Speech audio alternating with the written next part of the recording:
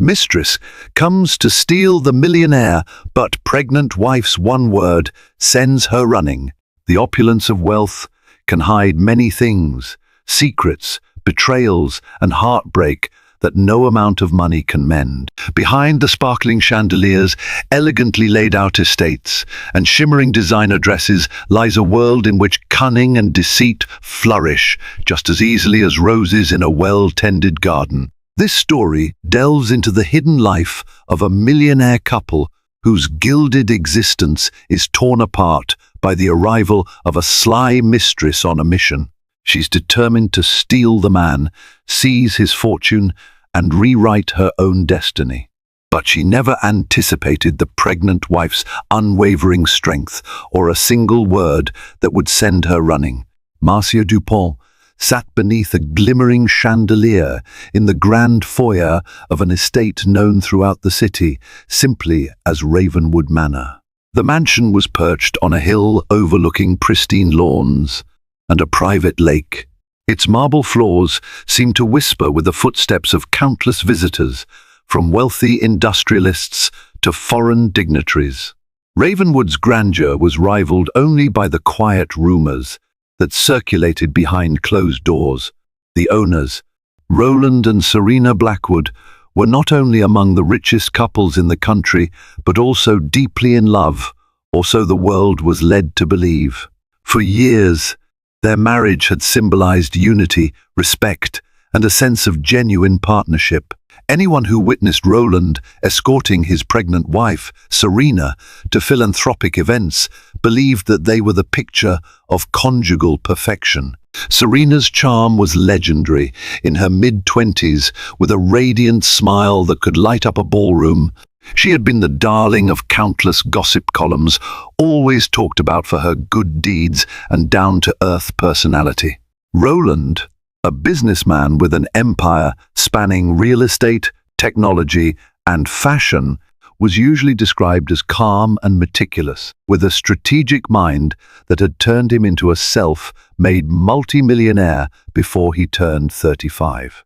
But behind the polished doors of Ravenwood Manor, storms were brewing. The carefully curated illusions of harmony were beginning to crack. Marcia Dupont, perched uncomfortably on an antique chair in that magnificent foyer, was a harbinger of that storm. She was an unfamiliar face at Ravenwood. No one quite knew how she had managed to secure an appointment, nor did they fully grasp her intentions. Yet she was welcomed with the courtesy extended to any visitor of status, if only because of the rumored connection she had to Roland. Marcia ran her fingers over a small diamond pendant around her neck, an inheritance from a grandmother she'd once adored. It was the only genuine piece of luxury she owned. Everything else had been purchased on credit, or borrowed from acquaintances with better fortunes. She exuded an air of confidence that derived not from wealth, but from raw determination. She had one goal in her mind: to manipulate Roland Blackwood into falling for her charms and eventually supplant his pregnant wife. She wasn't a random passers-by or a star-struck fan. She had studied Roland meticulously. She knew his daily schedule, his likes, and even the brand of cologne he favored. She was aware that he occasionally visited a private lounge in downtown Chicago called La Belle Vive, known for the hush-hush deals that happened there amid swirling cigar smoke and chilled champagne. She knew about his philanthropic appearances at charity galas for Save the Children or the lavish annual fundraiser at the Ritz-Carlton, where Chicago's elite, including old money families and local celebrities, converged. More important than these public engagements, however, was the information gleaned from well-placed bribes and cleverly extracted secrets. Roland's marriage, though outwardly perfect, had hit a rocky patch. No one else in that foyer, with its vaulted ceilings and stylized frescoes, suspected Marcia's true motive. She was there under the guise of a new interior designer, recommended by an acquaintance of Roland's. She had the portfolio to show for it, though most pictures in it had been stolen from obscure websites. Yet her real mission was straightforward: infiltrate the household and tear Roland away from Serena. She had surmised, through keen observation of her prior paramours, and she'd had many, including men twice her age, that men of Roland's caliber often succumb to the novelty of a new flame, particularly during a time of vulnerability or marital tension. As she awaited the man of the house, she ignored the antiques around her, the gilded chairs, the carved mahogany tables, and the million-dollar paintings. Her eyes were fixed on the future, her future as a millionaire's partner, an existence of champagne brunches, weekend getaways by private jet, and a flamboyant sense of security. She had no qualms about sabotaging another woman's life to get there. Serena's pregnancy was merely an inconvenience, if anything. Marcia had grown up in modest circumstances. After her mother's death, she'd bounced between foster homes, learning to fend for herself at a young age. The injustice of that life shaped her into a cunning survivor. Wealth was her passport out of fear, out of instability, and she would do whatever it took to acquire it. She had become adept at lying, at performing any role necessary in the game of seduction. Now, with the biggest target of her career, she was determined to outdo herself. The double doors finally swung open, and Roland Blackwood emerged from his study. He was tall, with an athletic build, his hair immaculately groomed, and his presence emanating an understated confidence. Despite his aura of composure, there was a curious flicker in his eyes when he saw Marcia. He wasn't entirely sure what had brought her here, but he was a man who never turned away a conversation that might yield new business or creative synergy. Little did he know, he was about to feed the serpent that would threaten to strangle his marriage. "Thank you for coming," Roland said politely, extending his hand.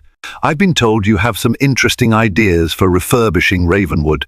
Marcia's lips curled into a practiced, demure smile. "It's an honor, Mr. Blackwood. I've admired Ravenwood from afar, and I have some concepts that might capture its history while adding a fresh elegance." At that moment, neither of them could imagine the labyrinth of lies, manipulation, and heartbreak that would follow. Nor could they sense the untapped strength within Roland's pregnant wife, Serena, who would refuse to let her life be shattered without a fight. And in the darkest hour, when secrets came to light, one word from Serena would be all it took to unveil Marcia's deceptions and leave her scrambling for the exit, battered by the unrelenting force of karma. Serena Blackwood sat in the estate's sunroom, gazing out onto the manicured gardens and the gentle ripples on the lake. She was halfway through her pregnancy, her figure now visibly round and glowing. Her schedule had been quiet for the last month, as she had reduced her public appearances to focus on her health and the health of her unborn child. Yet, the rest had also sharpened her instincts. She sensed something amiss, an undercurrent of unease that settled in her bones. Pregnancy often heightens a woman's awareness. Small details stand out that might otherwise go unnoticed. Perhaps it was the hushed conversations she caught between the servants. Perhaps it was Roland's slightly distracted manner lately. When she asked him about his day, he would respond with facts and figures, but the warmth in his voice was muted. She had faith in their love, yet she knew that trust alone wouldn't soothe her unease. Instinct told her that something was off. That afternoon, Serena decided to observe the estate staff. If rumors were circulating, the staff would be the first to catch wind. She walked through the hallways, letting her presence be casually known. Outside the library, she encountered Helene, the young housekeeper, who looked up with a blend of admiration and concern. "Madam, is there anything you need?" Helene asked. Serena offered a smile. "Just taking a little walk." "How are you holding up with all the changes around the house? I hear Mr. Blackwood is considering some renovations." Helene's face wavered with something akin to discomfort. "Yes, Mr. Blackwood was meeting an interior designer today. She left not too long ago." Serena asked casually. Is she new to the field? Helene nodded. I believe so. I overheard a conversation about some new, fresh perspective. She certainly seemed confident. There was a moment's pause, and Serena gently coaxed, confident in what sense? Helene lowered her eyes, hesitant. I'm not sure if it's my place to comment, madam, but her manner was a bit forward. She didn't act shy about meeting Mr. Blackwood. Serena's heart fluttered, though she kept a calm exterior. Thank you, Helene. I appreciate your honesty. Such small remarks fed Serena's sense of unease. She shrugged it off publicly, but in private, her suspicions grew. Who was this new designer? And why would her behavior raise eyebrows in the staff? That evening, Roland arrived late for dinner. Their conversation was cordial, but Serena noticed he was withdrawn. She observed him quietly, reading the tension in his shoulders, the shadows under his eyes. He mentioned the interior designer, Marcia, in passing, praising her creativity. She showed me some sketches, Roland said, swirling his wine. I'm impressed. She has a knack for blending modern minimalism with classic Gothic revival. Serena wanted to ask for more details, but resisted the urge to pry right away. Instead, she smiled. I'm sure it'll be beautiful. When do I get to see these designs? I'll arrange a meeting soon. Let's wait until she polishes them up. As they finished their meal, Serena looked into Roland's eyes. She wanted to find her old husband there, the man who made her laugh, who wrapped his arms around her and said that money and power meant nothing without her. Instead, she glimpsed a flicker of restlessness. She reminded herself not to jump to conclusions. A new project often excited him. Nonetheless, she promised herself she would be vigilant. Marcia, thrilled with her first meeting at Ravenwood, wasted no time in planning her next moves. She cultivated a narrative that would bring her ever closer to Roland. She presented herself as well-educated, dropping references to reputable institutions like the Parsons School of Design, though she'd never set foot there. She claimed her father had been a notable architect who had once collaborated with names like Frank Gehry. Every lie, every fabricated detail was carefully curated to entice Roland and show him that they were kindred spirits of refinement and vision. Her next step was to schedule private sessions outside the estate. She pitched the idea of examining top-tier furnishings and art pieces around Chicago. She invited Roland to join her on visits to exclusive showrooms. While Roland initially protested that he had a busy schedule, Marcia had anticipated his reluctance. She sweetened the deal by hinting at a potential partnership. If he liked her interior design approach, maybe they could collaborate on a bigger scale for his chain of boutique hotels. The possibility of a profitable venture captured Roland's attention, and soon he found himself agreeing to meet her for a showroom tour. Marcia meticulously curated every aspect of these outings. She wore elegant but understated outfits that accentuated her figure without screaming for attention. She used subtle perfume, ensuring that a faint trace would linger after she left. During their talks, she artfully balanced her knowledge of design with sly compliments about Roland's business acumen. Your expansions into boutique hotels are truly visionary, she remarked, as they strolled through a top-tier furniture store in the city's Gold Coast district. It's not just about offering a room, it's about offering an experience. I can see the passion you pour into every project. Roland nodded, a hint of pride in his eyes. It's always been my philosophy that luxury should evoke emotion, not just status. She pressed her hand lightly to her chest, feigning admiration. You know, it's rare to find someone in your position who still cares about the art, not just the profit. If we decide to work together on the interior design of your hotels, I believe we could create something truly extraordinary. Their interactions became increasingly familiar. They moved from showrooms to exclusive art galleries. At each location, Marcia made sure to mention her connections that could provide them with unique pieces at better prices. She painted a grand vision, rooms lined with curated artwork, lobbies that told stories, and subtle, thematic elements that would differentiate Roland's hotels from any competitor in the marketplace. While Roland found himself increasingly charmed by her expertise and enthusiasm, he tried to keep his boundaries.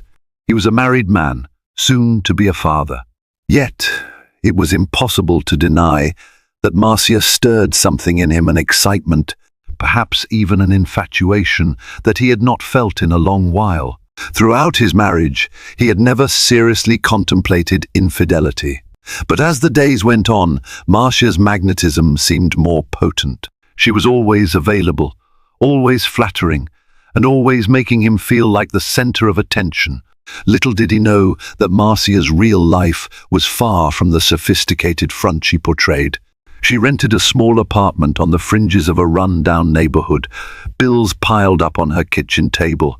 The only sign of luxury in her place was her carefully curated wardrobe. She sank every spare penny into fine dresses, shoes, and handbags, all to maintain an illusion she had painstakingly constructed.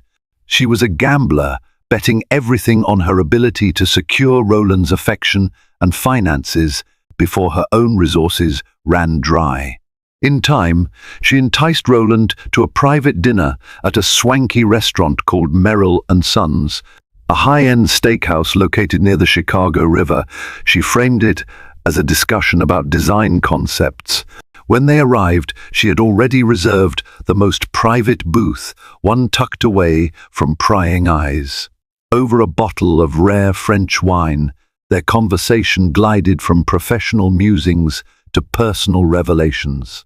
Marcia shared anecdotes of a troubled childhood, half-truths laced with emotional hooks. She cast herself as a survivor of adversity, fueling the notion that she was a strong, independent woman who just needed a mentor, an ally, or something more. Roland found himself touched by her stories, his empathy clouding his judgment. He didn't notice how her hand occasionally brushed his across the table, nor did he fully register the longing glances she directed at him. He was enthralled. During a quiet moment, Marcia leaned forward, her voice dropping to a near whisper. "You know, Roland, I've never met anyone who balances drive and compassion like you do," she said, letting her gaze linger on him. "Most wealthy men I've known are cold and mechanical, but you're different." He felt a surge of pride, but it was tainted by guilt. He was married, and his wife was pregnant with his child. Even so, he didn't reject Marcia's flattery. Instead, he rationalized that this was just harmless socializing with a potential business partner. But Marcia sensed that she was close to reeling him in. Every passing day she spent with Roland built an emotional bridge between them. His confidences, frustrations, and hopes were all gently siphoned by her. Still, she knew that the real obstacle was Serena. The thought of his loyal, beautiful wife, pregnant with his child, made Marcia bristle. She knew Serena was loved by the city's elite and fiercely admired by Roland's employees. If she wanted Roland to herself, she needed to erode the foundation of his marriage from within, ensuring that even the slightest crack she widened would become impossible to repair. Serena noticed the late nights. Roland no longer came home at the usual hour, often blaming meetings or client dinners. When she asked about the details, he offered brisk answers. Part of her wanted to believe that her husband was simply preoccupied with work. However, certain inconsistencies began to accumulate. Unfamiliar perfume clung faintly to his suit jacket. Text messages arrived at odd hours, prompting him to silence his phone discreetly. Shadows of doubt grew in Serena's mind, pushing her to consider the unthinkable. Was Roland seeing another woman? She tried to reason herself out of suspicion. Roland had never before given her a reason to doubt his fidelity. In fact, one of the qualities that had drawn her to him was his unwavering devotion. Despite the facade of the perfect life, Pregnancy had introduced tension they hadn't anticipated, her occasional emotional swings, the constraints on her ability to attend events by his side, her focus shifting toward the baby. Perhaps these changes weighed on him more than she realized, but the possibility that there might be someone else haunted her. She decided it was time to put her investigative instincts to work. She reached out to a close friend, Danielle, who was well connected in the social circuit. If there were rumors swirling around about Roland and another woman, Danielle might have heard something. They met for brunch at a chic cafe known as Le Petit Amour, a place frequented by business executives and socialites. Danielle arrived, kissing Serena on both cheeks before settling in. After ordering coffee and a tray of pastries, Serena cut to the chase. "I need to know if there have been whispers about Roland," she said, trying to sound casual but failing to hide her anxiety. Danielle paused, searching Serena's face. "I have heard something, but I didn't want to believe it. It's a rumor that Roland's been seen with a younger woman. They've been spotted at a few galleries, a furniture showroom. I thought it was just business." Serena closed her eyes briefly, her heart pounding. "A new interior designer, right?" Danielle nodded. "Yes, that's the one, Marcia Dupont. She showed up out of nowhere, and she's been flaunting her connection with Roland to certain people around town. But it could still be purely professional, Serena." Serena swallowed hard, her appetite gone. "I want to give him the benefit of the doubt, but something feels wrong. And I'm scared." Danielle reached across the table, squeezing Serena's hand. "I'm here for you, no matter what. If you want, I can tap into my network to see what else I can find out. But be careful. I don't want you stressing yourself. Your health and the baby come first." Serena nodded, tears threatening to well in her eyes. "Thank you, Danielle. Please, let me know if you hear anything else." She returned to Ravenwood Manor with her emotions swirling. On one hand, she deeply cared for Roland and their unborn child. On the other, she felt she couldn't ignore the signs. She decided that, for now, she would gather information discreetly, hoping that her worst fears would not be realized. That night, after dinner, Serena proposed they spend some time together, but Roland politely declined, citing fatigue. She suggested a quiet stroll by the gardens, a nightly ritual they once cherished. He hesitated before finally agreeing. As they walked under the moonlit sky, Serena tried to gently open him up. "You've been so busy lately, Roland. I miss you," she said softly, her voice laced with vulnerability. He looked away, guilt flashing in his eyes. "I know, Serena. I've just got a lot on my plate with these new projects." She nodded. "I understand. But please don't shut me out. I want to support you." Roland forced a smile. "I appreciate that." Yet something in his tone sounded hollow. Serena decided not to press further that night. She recognized his unease and suspected that a direct confrontation would only drive him away. Yet she also sensed a fleeting glimpse of guilt and conflict in him, a sign that perhaps the situation was not too far gone. If she could speak to Roland openly, if she could remind him of the love they had built, maybe she could salvage their marriage before it crumbled. Marcia was not the type to sit back and wait for destiny to unfold. She believed in orchestrating her own fate. As Roland's attention toward her grew more evident, she began to escalate her tactics. She arranged dinners under the pretense of reviewing design plans. She invited him to exclusive events that she claimed would be beneficial for his business network. Under the soft glow of candlelit tables or amid the pulsating energy of high society galas, she inched closer and closer into his personal space. One evening, she hosted a small gathering at her rented apartment, branding it a design preview night. She lured Roland by promising that a few renowned designers and potential investors would be in attendance. In truth, she only managed to fill the cramped space with a few acquaintances posing as guests. She dressed her apartment in borrowed decor, ornate centerpieces, plush throws, and expensive-looking rugs. All illusions curated for Roland's eyes. When Roland arrived, he was struck by the sophistication she had conjured. The low light, the carefully selected music, and the enticing aroma of catered hors d'oeuvre created an atmosphere that felt both intimate and seductive. A handful of people mingled, sipping champagne, but Roland noticed the staged nature of it all. Still, he was intrigued. He recognized her resourcefulness. She had turned a modest space into something special.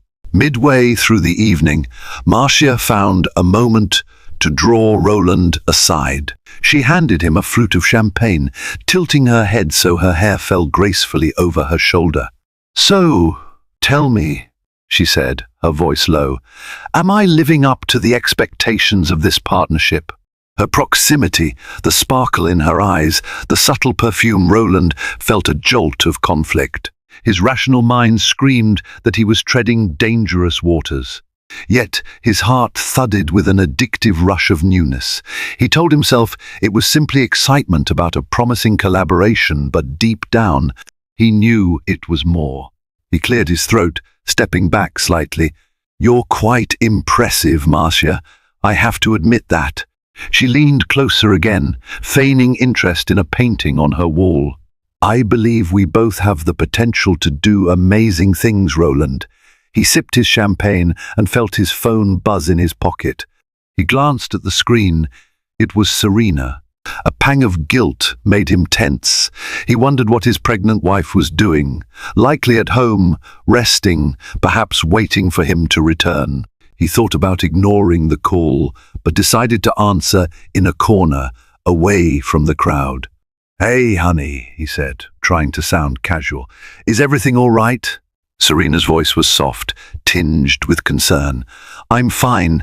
Just wanted to see if you'd be home soon." "You didn't mention a meeting this late." Roland glanced over at Marcia, who watched him intently, her eyes scanning him like a predator reading prey. "I'm at a design preview event," he said, his voice cracking with forced calm. "It came up last minute. I'll be home soon." He ended the call and stared at his reflection in a window. He barely recognized himself clutching a glass of champagne in some woman's apartment, feeling the gravitational pull of infidelity. He knew a line existed, and he was quickly nearing it, if not stepping over it already. Marcia approached, an unreadable expression on her face. "Everything all right?" she asked in a tone that was deceptively gentle, yet coiled with tension. Roland nodded numbly. "Yes, just my wife checking in." She gave him a look that dripped with calculated sympathy. She must be so worried, being pregnant and all. It can't be easy. He tensed, unsure if he detected a veiled taunt. "No, it's not easy for her. That's why I should probably head back soon." Marcia didn't argue. Instead, she brushed a hand over his shoulder in a fleeting gesture of comfort. "Of course. We'll have more time to finalize details next week." He left feeling an intense swirl of emotions, arousal, guilt, curiosity, shame. Marcia was adept at leveraging just the right blend of seduction and professional courtesy, leaving him with no definitive excuse to cut ties. He rationalized that he was too invested in the design project to sever things abruptly. Moreover, a voice inside him admitted a truth. He didn't want to let her go yet. With each day, Serena grew more certain that something was amiss. Roland's mood swings were increasingly stark. Sometimes he was overly attentive, as though compensating for a hidden guilt, and other times he was distant, lost in his own world. She didn't want to believe that the man she loved, the father of her unborn child, was on the verge of betraying her. Yet the evidence was accumulating. In a quiet act of desperation, she looked through the logs of the family chauffeur who often drove Roland to business appointments. She discovered an unsettling pattern of visits to unfamiliar addresses, restaurants, and galleries places.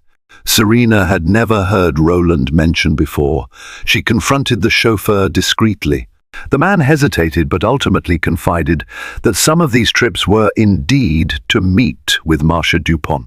One evening, when Roland was out for what he described as a late meeting, Serena felt her nerves on edge. She hadn't been sleeping well, and the stress was beginning to wear on her. She decided to distract herself with a routine task, and began sorting through the pile of mail that had accumulated on Roland's desk. Most of it was business correspondence, invitations, and requests for charity appearances. But in the midst of it all, she stumbled upon a small envelope addressed to Roland in elegant handwriting. No sender information was visible, just a subtle flourish of an M in the corner. Her heart hammered as she opened it, half expecting a direct admission of love or lust from this shadowy woman who had invaded her marriage. Instead, she found an intricately designed invitation to an event celebrating emerging visionaries in modern design, to be held at a private art gallery downtown.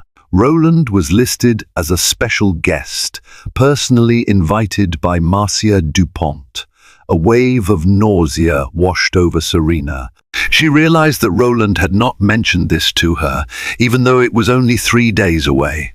She wondered if she was expected to remain blissfully unaware while he escorted Marcia around an exclusive function.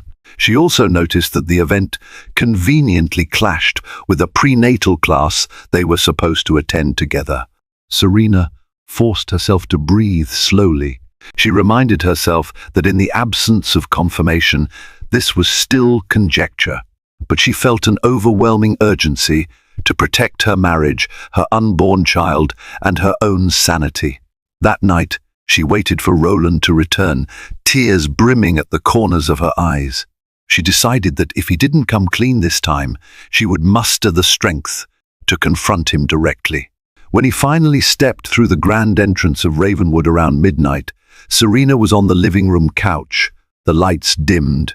He stopped in his tracks upon seeing her awake and obviously distressed. "Why are you still up?" he asked, concerned. Serena held up the envelope. "I found this on your desk." He glanced at it, recognition sparking in his eyes. "Oh, that! It's just a design event, nothing major." She bristled, struggling to maintain composure. "If it's nothing major, why hide it from me?" Roland sighed, looking away. "I wasn't hiding it, I just forgot to mention it. There's been a lot on my mind."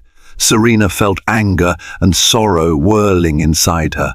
"We were supposed to attend a prenatal class that night." He ran a hand through his hair, clearly uneasy. "I know, and I was going to talk to you about rescheduling. It's a big networking event for the hotels. It's important." Serena's voice trembled. "I'm not important. Our baby's not important. We made these plans weeks ago, Roland." He stepped closer, placing a hand on her shoulder. "Look, Serena, I'm under enormous pressure right now. I'm trying to expand, secure deals, keep everything afloat. This design event could open doors."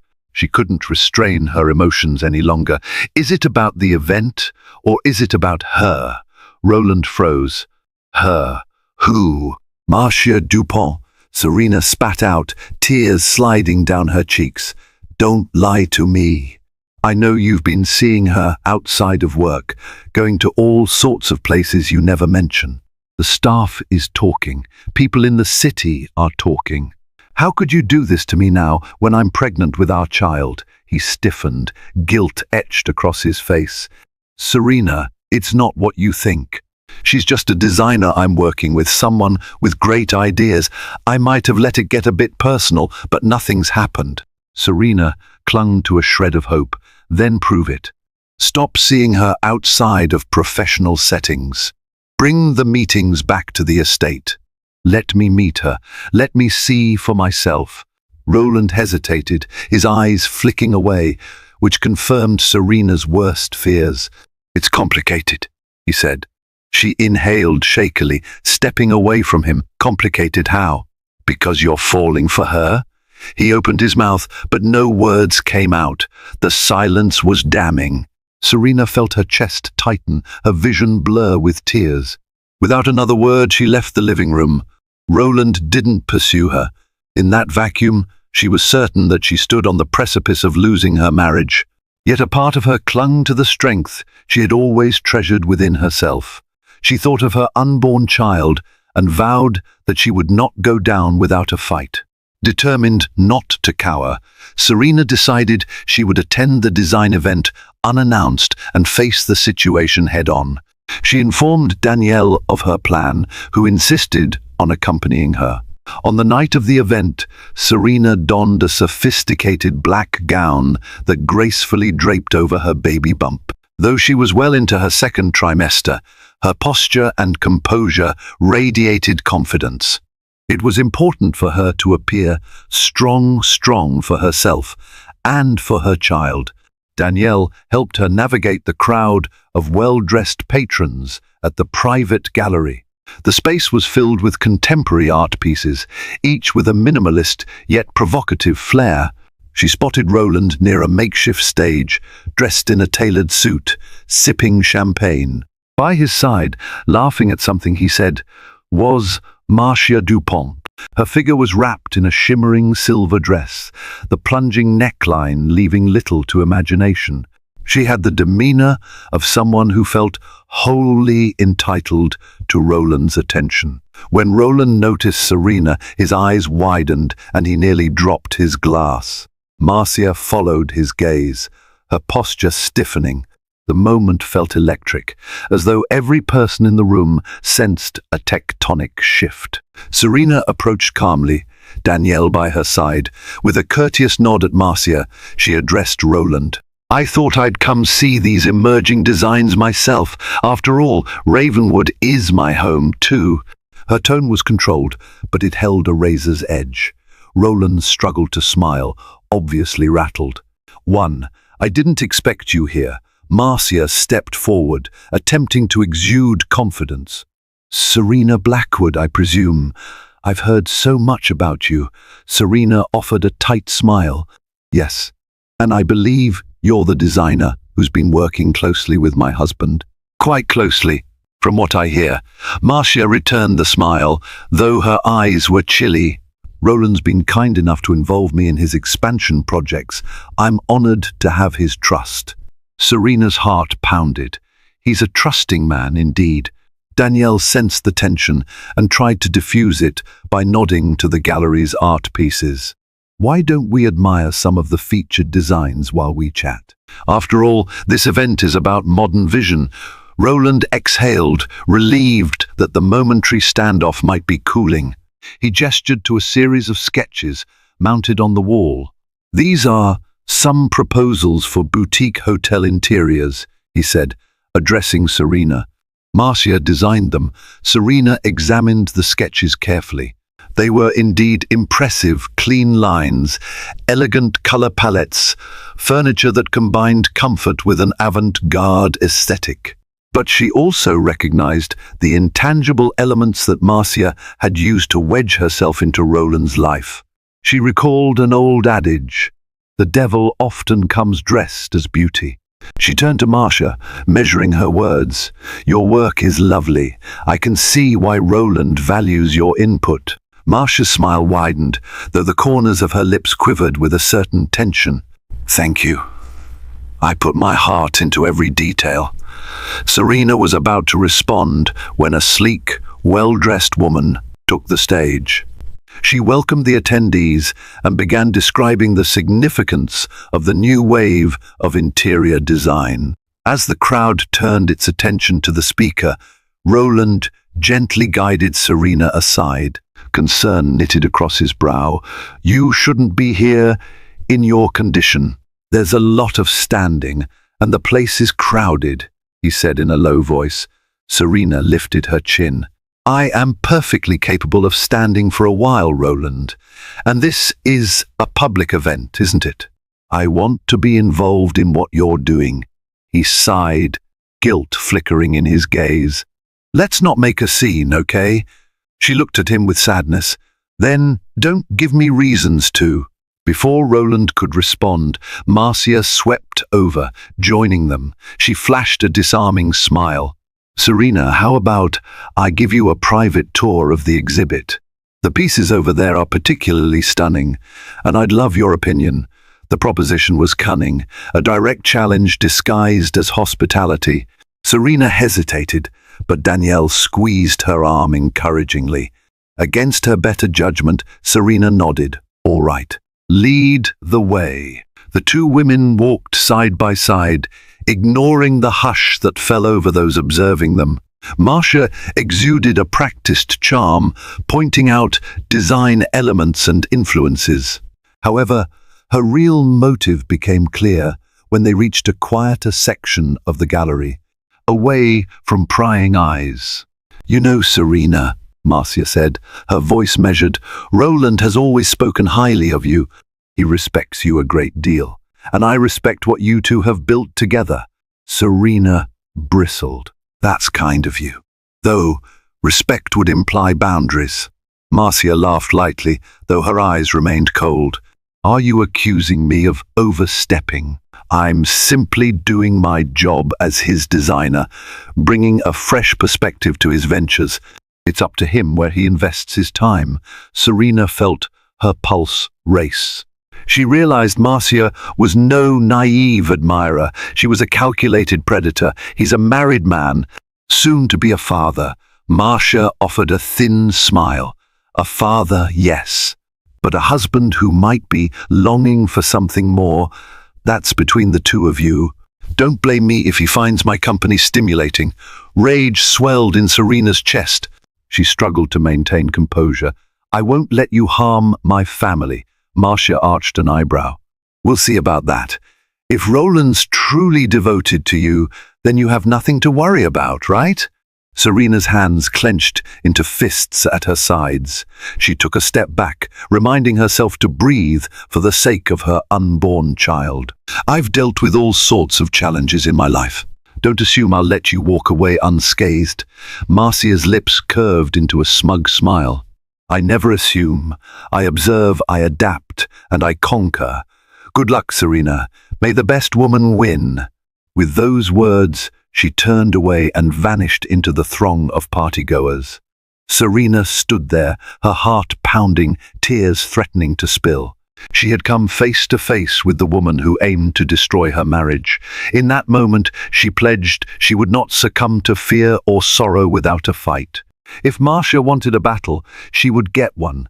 Marcia wasted no time intensifying her hold on Roland. She arranged private design dinners, claiming they'd help finalize his boutique hotel plans. In reality, each meeting grew more intimate under dim lights and soft music. One night, she invited him to a design preview at her apartment, a cramped space cleverly staged with borrowed decor. Roland noticed the forced elegance, but felt a strange mix of excitement and guilt as Marcia showered him with attention. Midway through, Serena called, anxious about his late-night absence.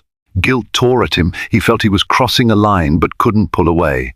Marcia, standing close, pretended concern for his pregnant wife while reminding him of their unmatched creative synergy. Her calculated charm overwhelmed his better judgment. Torn between loyalty and desire, Roland left feeling ensnared, too wary to continue yet too intrigued to stop. The main sitting room of Ravenwood was prepared for a formal presentation of Marcia's design proposals. Serena watched from a distance as staff arranged fabric swatches and design boards on a polished table. When Marcia arrived exuding confidence in a tailored outfit, Serena forced a polite greeting, while Roland hovered nearby, tense but determined to see this through. Marcia's presentation was polished and professional, though she seemed to address Roland more than Serena. Each subtle touch on his arm and the pointed glances in his direction fueled Serena's suspicions. At the end, Serena calmly began questioning Marcia's credentials, mentioning inconsistencies in her education and previous work. Marcia grew visibly uncomfortable, but managed to explain it all away. Sensing the growing strain, Roland tried to steer the meeting back on track, but the atmosphere was already charged. Serena refused to let Marcia sidestep her questions. This was her home, after all, and she would protect it. When the meeting finally ended, Marcia packed her portfolio with a tight smile, leaving behind an undercurrent of hostility. Alone with Roland, Serena confronted him about the tension. He insisted nothing was going on, but Serena saw the flicker of uncertainty in his eyes. The lines were now drawn, and she resolved to stand her ground. If Marcia's flirtation was the first strike, Serena was more than ready to defend her marriage right there at Ravenwood, where it all began. Days turned into weeks, and Marcia continued to weave her web. She and Roland collaborated on multiple design proposals, even traveling to a neighboring city to inspect potential sites for expansion. Their interactions grew bolder, and rumors spread that they were booking joint hotel rooms during these trips. Serena could no longer deny that the situation had spiraled out of control.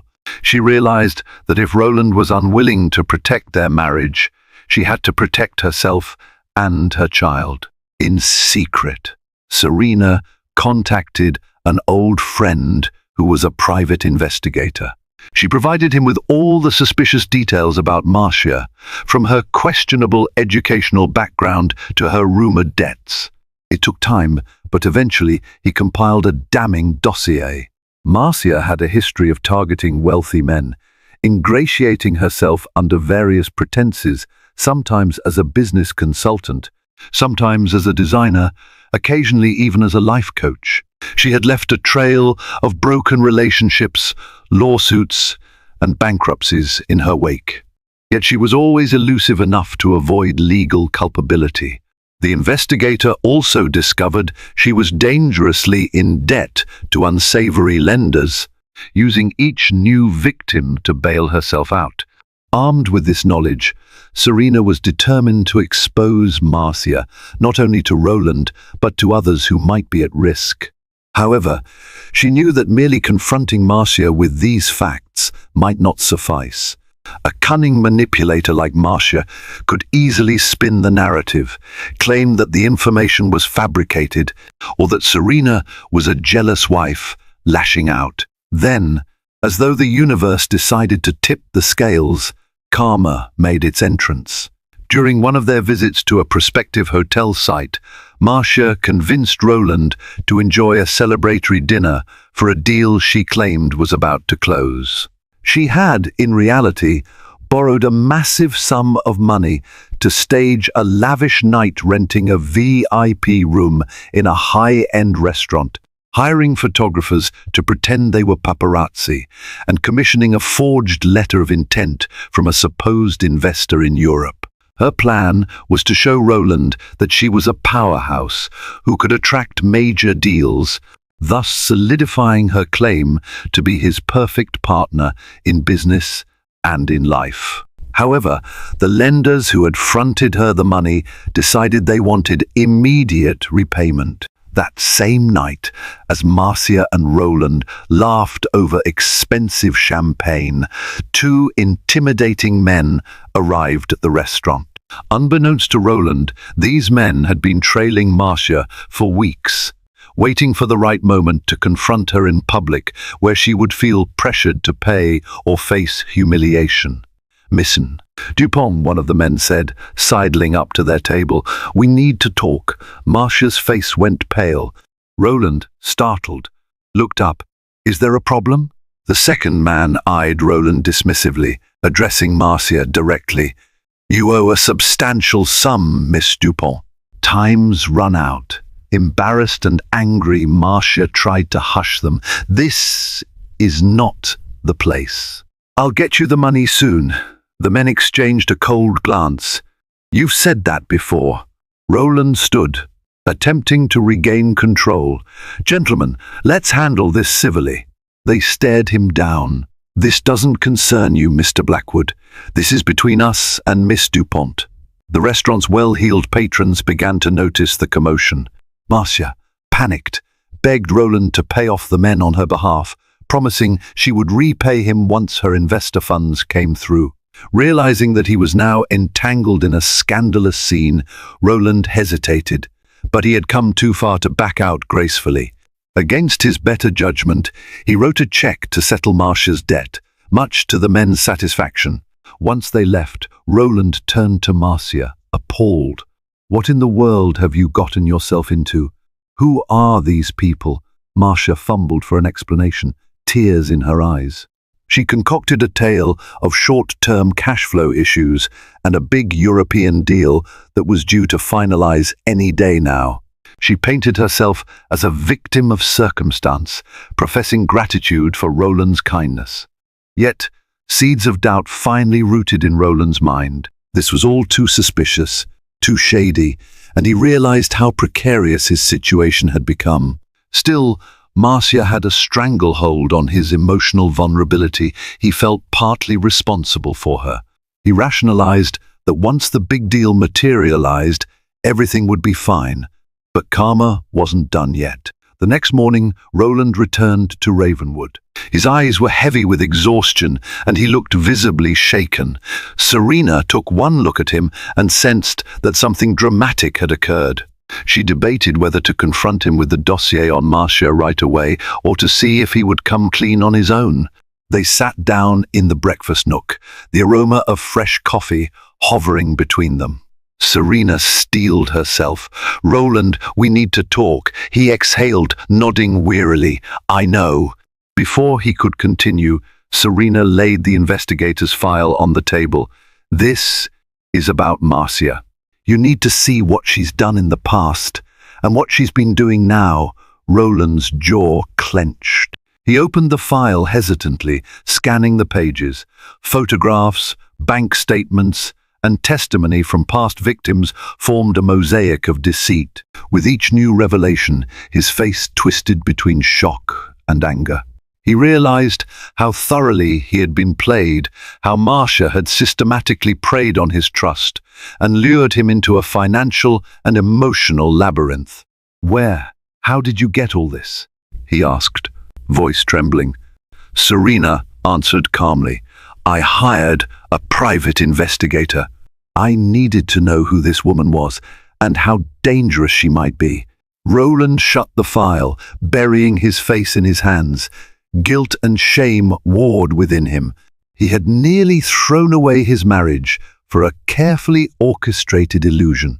"Serena," he choked out, "I'm so sorry. I've been a fool." Tears glistened in Serena's eyes. "I'm not the one who needs your apology most. It's our child. But I accept it if you show me you mean it. If you're willing to cut her out of our lives immediately." He swallowed hard. Yes, of course.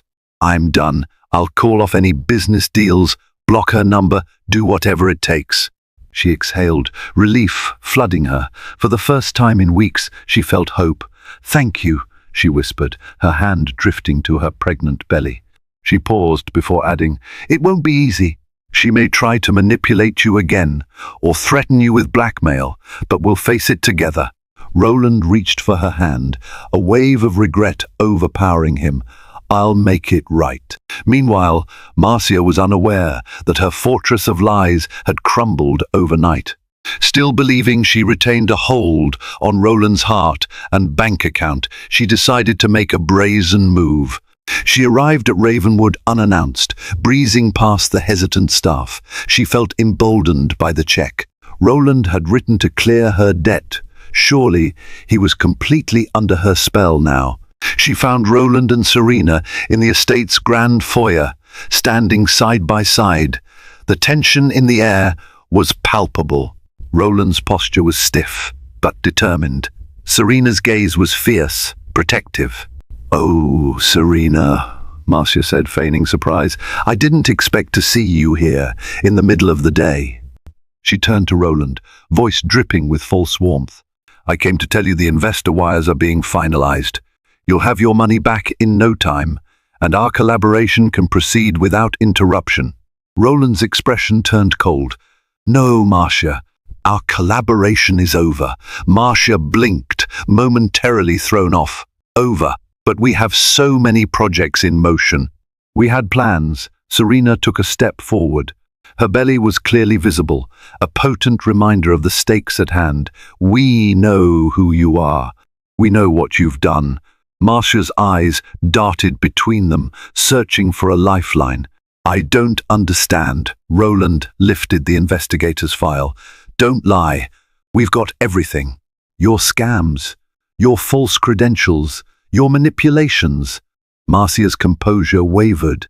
She realized that the game was up. In desperation, she tried one last trick, painting herself as the wronged party. Roland, you can't believe all those lies. I would never hurt you. I love you. I can give you so much more than she ever could.